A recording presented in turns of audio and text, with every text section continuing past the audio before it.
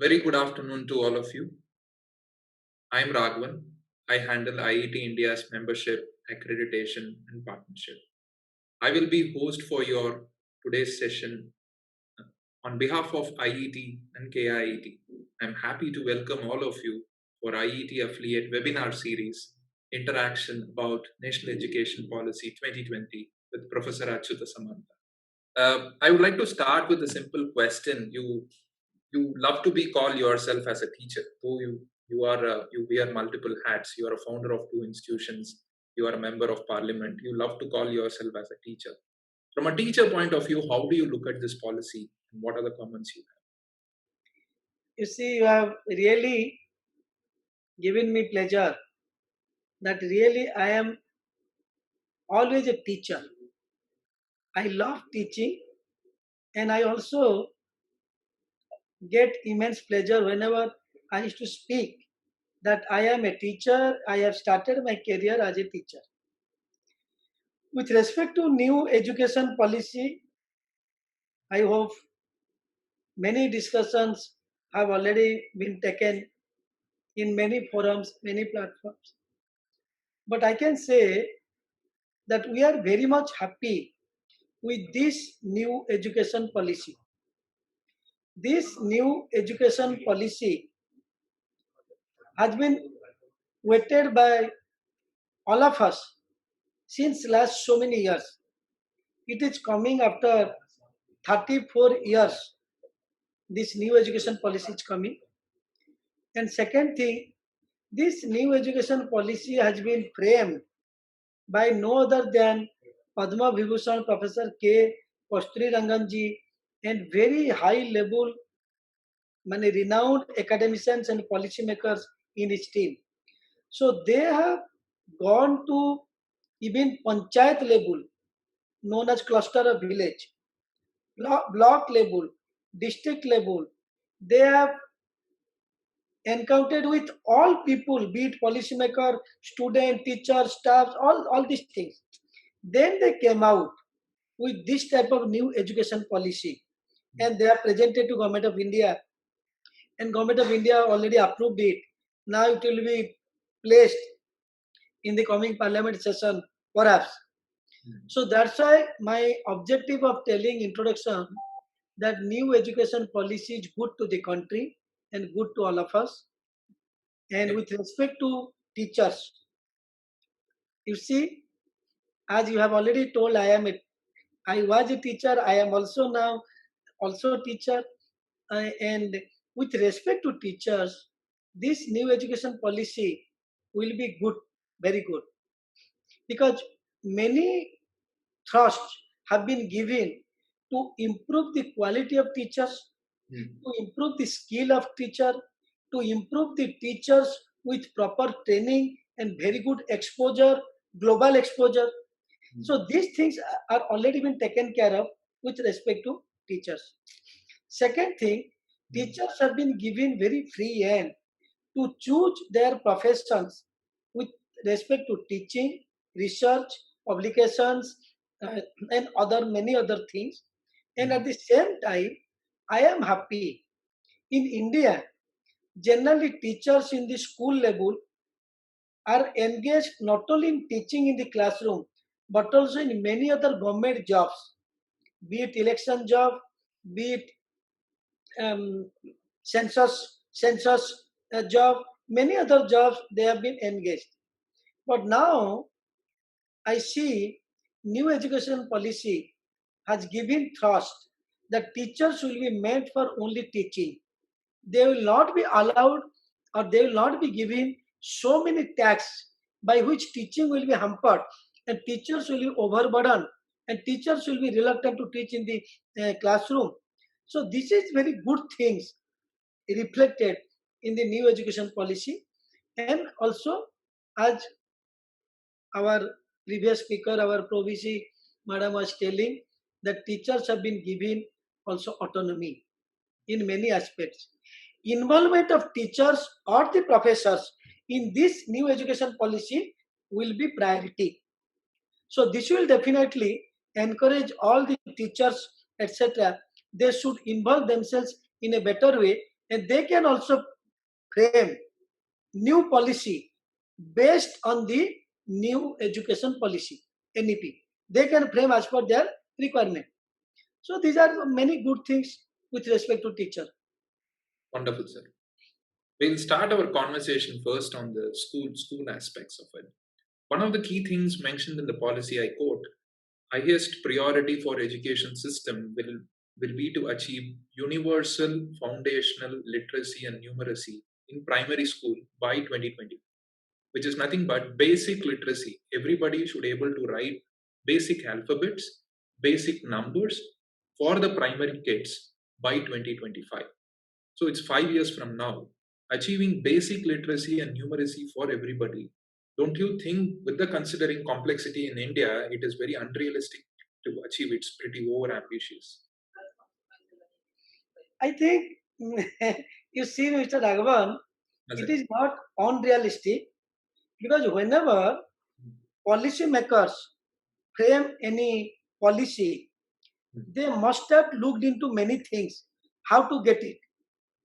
So, you see, in the last few years, in the last 10 years, suppose I can say, the gross enrollment ratio or the students' attendance in the class has been increased like anything. It is approximately more than 90%.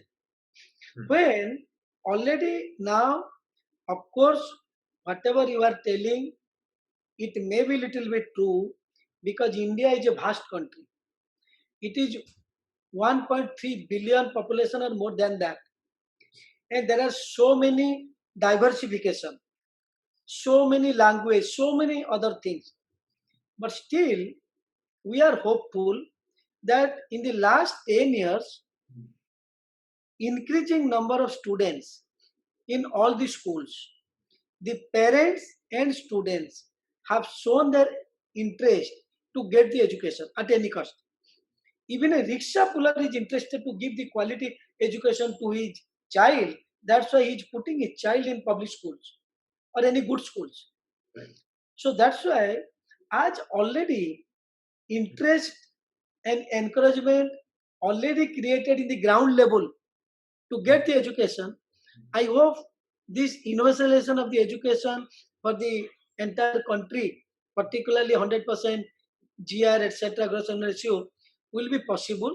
Definitely, I think all the educationists and policymakers will work hard more to achieve these things by 2025. And we are hopeful in this regard. There is no problem at all. Changes in school education system, sir. Ma'am also talked about a bit in detail. It's very interesting and encouraging. It's talking about rather than 10 plus 2, we are talking about 10 plus 3 plus 3 plus 4, which is nothing but kindergarten and primary. The next stage is preparatory. The next stage is middle stage and second stage. Each stage in policy, there are specific outcomes being set. Mother language or the preferred home language till fifth grade, three language policy. Very interestingly, vocational and multidisciplinary, uh, you know, mandatory after eighth grade. Very big, drastic structural changes at the school level. How do you see all these changes? You see, this new education policy prepared by Professor K. Kasturi Ranganji has taken a very good decision with respect to Indian context. Because you see, always that school education is very important. That's why developed country give most priority or the importance to the school education. So our policymaker now have started realizing that school education should be very strong and should be very good. That's why they have taken these things 5 plus 3 plus 3 plus 4. That is the education system that developed by this new education policy. 5 means pre-primary school, 1 to 3 years. Then standard 1, standard 2. Taken together, it is 5 years. Right. So much emphasis has been given. These foundation course of the school education, pre-primary, then primary standard 1, standard 2. Because what is happening with respect to Indian context, huge population, millions and millions children are there to get the education. There is poverty, hunger, many things are there also. So school education at the foundation level is being neglected. If the foundation will not be strong, in the higher level, the students cannot cope up with the things. That's why our students in India particularly, few percent of students excel like anything at par with any developed country, but others cannot because their foundation is not so strong. So this time policymakers has observed it and they have taken the school education foundation should be very strong. That's why whatever it was going on, or it is now going on, of course, in India, that is the first 3 years of a child, Anganwadi. They were trained in Anganwadi Kendra, etc. Now, this policy speaks these 5 years will be very vital for a child. Even these children will be given breakfast, lunch, all the nutritious food, first for their growth in their body, in their mind, everything. At the same time, trained teachers should teach them, not the ayah the going on now. So I think this foundation course emphasis has been given for school education. It is very good for the country and for all the children. Sure. Wonderful. Yeah. Moving on, sir, when we talk about school education, the policy also not only on the school education side, but in general, it's talking about regulation needs to come down. They are saying that, light but tight. They want to restate all the regulation standards. And with respect to school, rather they say they want to deregulate, but I can see there are two kinds of accreditation systems are planned to introduce at school level. One is at State School Standards Authority, which is SSSP, for institution quality, more like a NAC. And second is School Quality Assessment Accreditation Framework, which is more like a NBA setup we have in higher education. Two kinds of accreditation system is being planned to introduce. Though accreditation is a good thing, but two kinds of framework is being planned to introduce. And very importantly, it also mentioned central-based schools will not require to come under these accreditation. So how do you see this? Too much? Do you see this is too much of regulation, or you think these regulations are very important? You see, first that in India, education is coming under concurrent list. That is both center and state can act on the education policy matters. And these two policy matter, as you have told with respect to accreditation, etc., is very much required as far as my small knowledge goes. Because whatever may the autonomy, we have to maintain the quality of the school, quality of the teaching, quality of the students, quality of the teachers, and other things necessarily required with respect to administrative things. So that's why there are only two bodies, I think. They will do the accreditation as you have told, this body and this body for this purpose, this purpose. It is very good, but this accreditation is not every year. If once one school is accredited, again it will go 5 years, 10 years, there is no problem. So this accreditation is, I think, is required for running the quality school. And second thing, whatever you have told, the centralized schools, because you see there in India there are many schools, quality schools, set up and run by Government of India. Be it Navodaya Vidyalaya, be it Sainik School, be it other schools also, many schools, be it Kendra Vidyalaya. So there are many schools set up by Government of India as per the parameters and also run by Government of India. In that case, they have exempted it as per these norms. But I hope naturally in future also they will be covered with respect to accreditation. Because accreditation is very much required, whether one school is run by government or private. Because certificate is the same, syllabus is the same, teaching is also same. One good teacher may teach or one other teacher may teach, that is just separate. but teaching, syllabus, certificate, governance, everything is same. Yes. So that's why this is the answer for your questions. Sure, sir. Sure. Thank you. I'll move on. Ma'am also talked about the GER ratio, the gross enrollment ratio, and you also in your initial remarks talked about it. But in just for the audience benefit, I'm going to put some statistics. In India, 6th to 8th grade, the gross enrollment ratio is 90.9%. And from 9th to 10th grades, it's dropped to 79.3%. And 11th and 12th grades, it's dropped to 56.5%. And in higher education, as per 2018, our gross enrollment ratio is 26.3%. So this is the stats we have. But in the policy, there is a goal is being set for GER ratio for higher education in 2035, which is 15 years from now, to increase from 26.3% to 50% at least. I just want to hear from your comments on this and any challenges you see while bringing up this, because this is very close to heart topic. You see, first, India is a developing country. It is developing every year. And you have already mentioned how the even education, how it is also developing. That is the first thing. Second thing, India is a huge country with millions and millions children are in the school level or the college level or the university level. And if we see the data, I remember perhaps by 2012, the higher education ratio was approximately 20%. And by this time, it has reached 26 point some percent gross enrollment ratio for the higher education. And if the target is by 2035, it should be 50%. I am hopeful it will be achieved. How and why it will be achieved? First things, again, I will go back to my first comments. Now there is tendency of the students to have the education. There is tendency of the students to have the higher education. There is again paying capacity of the people are increasing year by year. Yes. But of course, I can add another one line. What will happen after Corona situation? That is to be seen.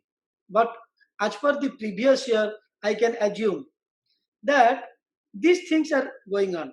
Yes. Second thing, you see, number of students enrollment in school level and standard 11th 12th level are increasing year after year. Yes. Because students are increasing number of students. And second thing, what has been reflected in new education policy, huge flexibility has been given to the students. Huge flexibility. That means definitely you will see that when students, if after 12th board enters into graduation program, till today what is going on? 10 plus 2 plus 3. One has to go through standard 10, then higher secondary, then plus 3, higher education, college education, higher education, user education. Yes. So if some student is dropped, then he or she education is lost for all times to come. Now there is huge flexibility and autonomy to the students. If student wants, after first year of the degree program, he can get a certificate, he can go to anywhere of the world, he can do anything, again he can come, again he can join. Even after 2 years diploma, 3 years degree. So there is multiple entry, multiple exist, multiple choice, multiple disciplinary. Again, academic credit bank. One has earned this credit, he will go and work for 2 years. Suppose one is poor, not able to afford the education. So as there are so many flexibility and independence or autonomy to the students, so there is the chance of almost all the students to have the higher education. And lastly, policymaker has also give thrust area And already UGC AICTE have started informing the university to start this correspondence course, online course, Yes. higher education, Yes. graduation, post graduation. Yes. So if maximum good university like AIT, Mm. if start higher education course online or the correspondence course, without fail, India will achieve more than 50% in higher education gross enrollment ratio. Thank you. Wonderful. Now it makes sense. Yeah, as you rightly said, there are flexibilities introduced in higher education. There is multidisciplinary, and there is online distance learning, which is a very important point which you touched upon. Because of these reasons, this is definitely GRE ratio should increase. I want to next talk about the vocational learning, vocational education, which policy touched upon. India's vocational workforce is about 5%, whereas US is 52% and Germany is 75%. As per policy, the vocational learning is planned to increase by 50% in 2025. And the government is planning, as per this policy, to introduce at the school level. My question to you is, when you introduce vocational courses at the school level, let's say a carpenter or plumbing or painting, art, any kind of vocational courses, people from the poor and economical background, when they learn these skills, they would like to implement immediately and earn money, right? So after schools, there are possibilities that they might drop and then just go and earn money through this vocational skills which they've gained in schools. Though the intention is very clear, don't you think it might have impact in higher education? People may not continue higher education because I'm earning day-to-day money. I don't want to go for higher education. It will impact in GRE. Not at all, Mr. Raghavan Sai. Okay. It will never have any bad impact Okay. on GER of the higher education. You see, you are telling, and we feel ashamed that India is such a huge country. Only 5% in the skill education. You are telling 75% in German, more than 50% in US. Then how much India is lacking with respect to skill education to its children or the students. And as you know, India is also equally young country. Yes. Every person knows in the world, India is a very good country and also the young country. Here, approximately 65% population belong to young by 2025 or etc. Whatever the things. You see, unless until these young will be trained properly with respect to skill education and employable etc. These young now dividend to India. If this young will not be properly trained, this young will be disaster to India. Exactly. So it is a very good thing they have developed that from the standard 6, there should be vocational education, skill education. As you have asked me the question, the answer I have already given to you in my last question, that it's okay, fine. Many students should go for skill training, etc., or their livelihood because India is a poor country, there is no problem. But these students will be happy to have something in their hands. Again, they can pursue the higher education whenever they need. Exactly. Yeah. So that is the main thing they have developed. Now, what is going on now? If someone is detached from the education in any way, he or she cannot come back to higher education. Now, suppose in case, one thing to these things is very nice that along with the academic curriculum, one is will also be trained in any skill as per his or her choice, by which when he or she attend the standard strength or whatever the things, he or she can go and earn his her livelihood as per their financial condition. Right. So overall, I don't want to kill so much time. Overall, this is good.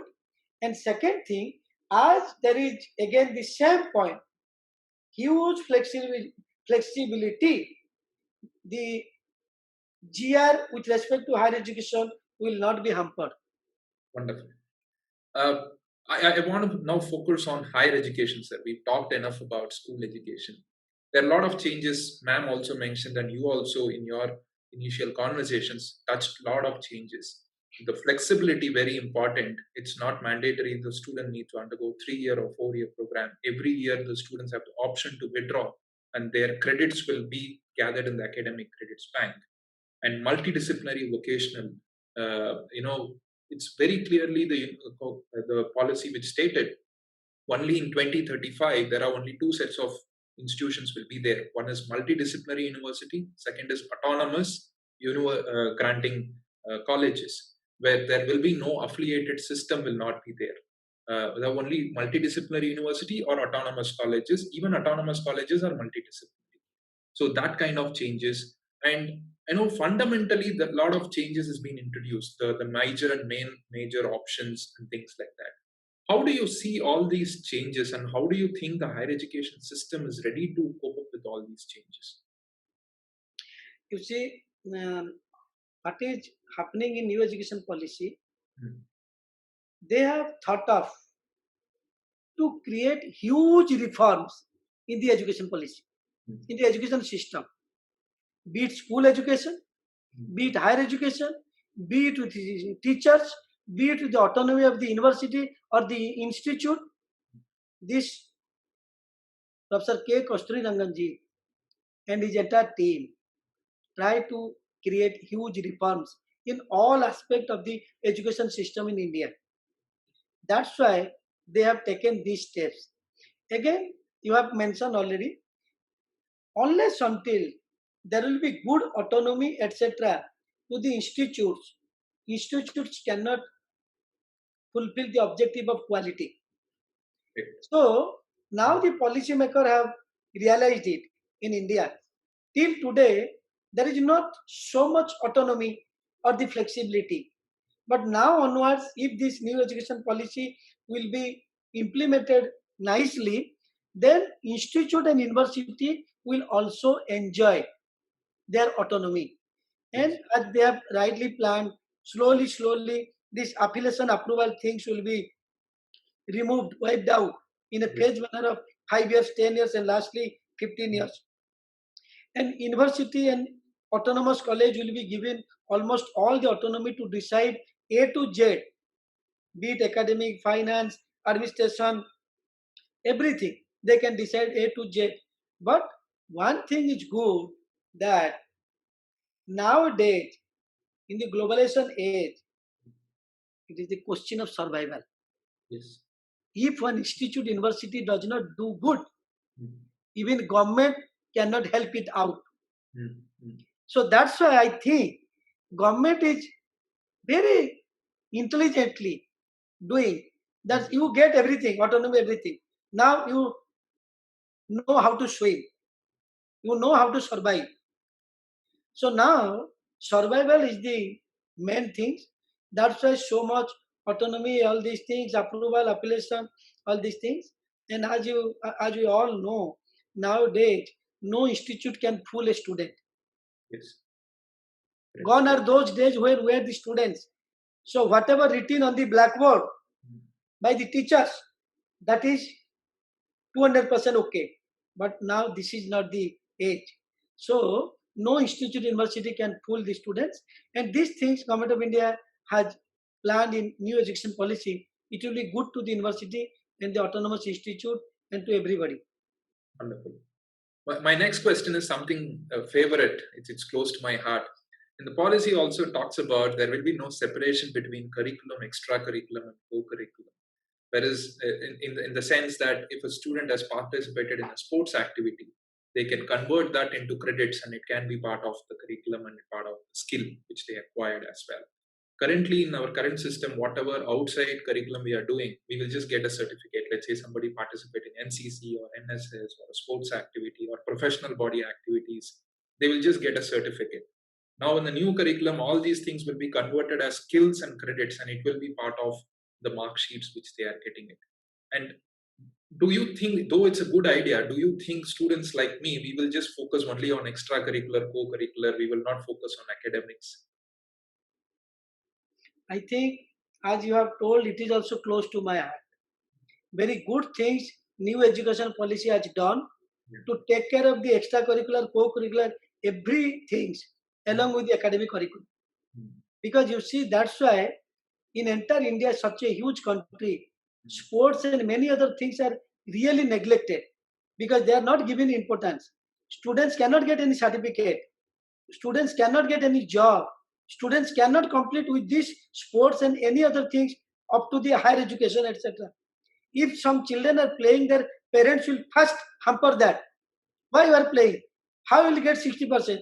How will you get all these things? Now, all these things have been taken together for the proper development of a student or child. There will be overall growth. There will be overall growth of a child. So this overall growth is very much required. Otherwise, initially when we are the students, you are the students. No, only teaching, teaching, teaching, and getting 70-80% certificate does not have the idea of anything beyond teaching happening in the world. Correct. So that's why these things is very good. Wonderful. We talked so much about faculties. Ma'am also talked about it, and in your initial conversation, you said how the teachers are very important.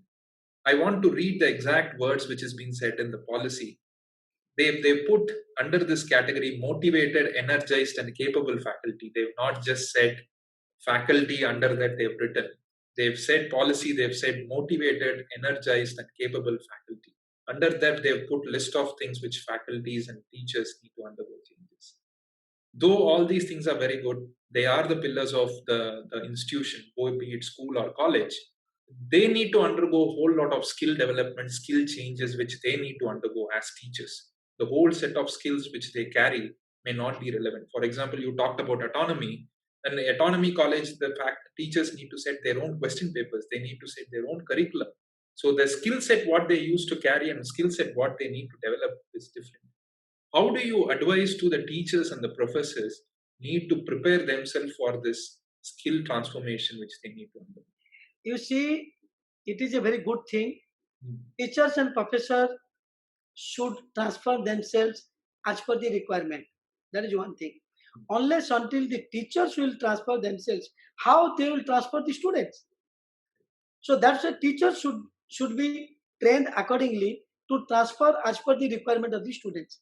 And teachers, professors can transfer very easily. And you can take one small example. It is visible everybody. That is, certainly now this COVID-19 is prevailing. Entire world is stopped. Everything is stopped. Academic institute stopped.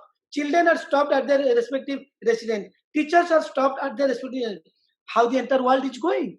Now the academy is going on entire online and Zoom and many other things. So I think 99% teachers had no earlier experience of adjusting themselves, adapting themselves with respect to present technology and to teach the students. So they did it. Wonderful. They are successful.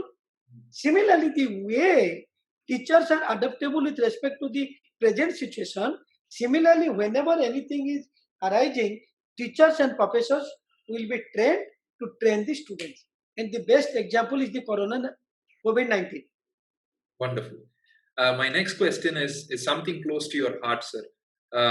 You know, almost in all sections of the policy, there is a highlight about tribal society and education. I want to highlight few. Policy talks about setting up ashrama shalas, that is preschools, the Anganwadi schools which you talked about in tribal areas. Encouraging all 6th and 8th grade, above than 6th and 8th grade students to learn more than 3 languages, specifically tribal languages. It's optional. They're asking all the India students to learn tribal languages to promote tribal knowledge, the ethno-medical practices of tribal. The policy talks about all this. These are all something close to your heart. Keeping all these pointers in mind, I know you created KASS. How do you see these pointers will be there, and what are the challenges government will undergo when they address these things? You see, it is also good, I can say. They have visualized the things that how the development or upliftment of the tribal people, tribal language, tribal culture, tribal ethics, principle, dance, music will be more visible and will be more strengthened. That's why they have decided for us these things. But still, there are many challenges Yes. because it is not so easy to learn the tribal language, etc. But children in the tribal area or from the tribal category, they should learn these things nicely, because it is also mentioned in the new education policy, and which will help the tribal children for further growth. Because Correct. unless until they will be strong at their own mother tongue or their own dialect, so there it is not possible on the part of the tribal children to grow further. So Correct. that's why it is good they have given also emphasis on this tribal learning. Wonderful. Last few questions, sir. Top 100 universities in the world has been allowed to set campuses in India. Vice versa, the Indian universities can set up campuses abroad. It's pure internationalization they've aimed for. How do you see these changes? Do you think an international university coming and setting up campuses here in India will pose competition to Indian universities, or it will increase the quality? You see, uh, I am doubtful in this Hmm. uh, things. Okay. That is, I am fully doubtful, Hmm. because you see, Hmm. you are also going Europe, UK, etc. You must be going also America and other things. Why children from the India and other developing countries or the underdeveloped countries are running to Europe, UK, US, Canada, Australia, all these things? Sure. They are not going to their country Hmm. just to get some education which is available in the internet. What MIT professor is teaching, it is also available in the internet. But they're going there to get the real knowledge, real exposure, real ambience, environment, everything. If someone will enter into Oxford and Cambridge, etc., the amount of exposure the one student will get from the MIT, Harvard, that Cambridge, Oxford, or any other university, not only from the ambience or the beauty, from the knowledge of the professors, knowledge of the teachers they are having. Yes. So all these things are not so easily possible. Hmm. Someone can create the buildings in India. Someone cannot create the knowledge in India coming from the outside. And Wonderful. student will not appreciate in this globalization age. Wonderful. Wonderful. My next question is, what are the, I know a lot of opportunities which you're already tapping with the new policy. Some 3 to 5 important opportunities, big opportunities you see for KIIT and KISS, which you see from the policy, which you would like to share. These are some of the big opportunities we have. I'll shortcut it. We have already discussed by way of telling so many things. Be it KIT, KISS, or to any universities. First things, this new education policy gives many good things to universities. That is the first, you see, flexibility. Second, this is giving the autonomy to the university. Then third, it is giving that you should also create one things by which you can connect to the any international university and can run any course, anything. This is also very good autonomy giving to only. Overall, they are very giving fast things, because we are interested for autonomy to the university, and this new education policy is giving very good autonomy to us. That's why we are happy. Wonderful. My last question, after that, if we have time, we can take audience question. My last question, is that something, one point or few points, which you think in the policy, which the government needs to rethink or reconsider? They need to rethink this particular one point. Do you have anything in you? You see, here government has given many good things, no Mm. doubt. Mm. Be it multiple choice in anything, be it flexibility, be it autonomy, making the students just like king. Mm. Students are given autonomy like anything, and they have revamped the education system like anything. Lekin, but we have to see how money brighter than sunshine, sweeter than honey. How to get funding, how to get money, how to get resource to create the huge infrastructure, be it physical infrastructure, intellectual infrastructure. If you don't pay very good salary to your professor, why he or she will be kept Why he or she will not be in MIT? Suppose one professor is eligible for any good universities. So here government is completely silent. How to create resource, physical infrastructure, intellectual infrastructure, and also funding, etc. I think these things should have been also addressed, Yes. because we all know in case of India, there the institute university run by purely government. There is the institute university like us run by purely self-financing. And in India, there is no policy of corporate support to any university. Yes. If you see the Oxford, Cambridge, MIT, Harvard, and even small university in developed country, there is huge support of the corporate sector. There is very good interaction between the industry institute, by which they can generate funds. They should have some funds. But in case of India, all these things are very silent. Yes. So hope for the best, prepare for the worst. Thank Yeah. you, Mr. Raghavanji. Thank you, sir. Do you have time for few questions from the audience? Yeah, one, two question you asked. Rest of the questions will also answered by our Pro VC madam. She can also answer. Okay. No problem. One quick question is, will this policy eradicate unemployment in India by Ms. Mishra? You see, this new education policy main objective is to eradicate the unemployment problem.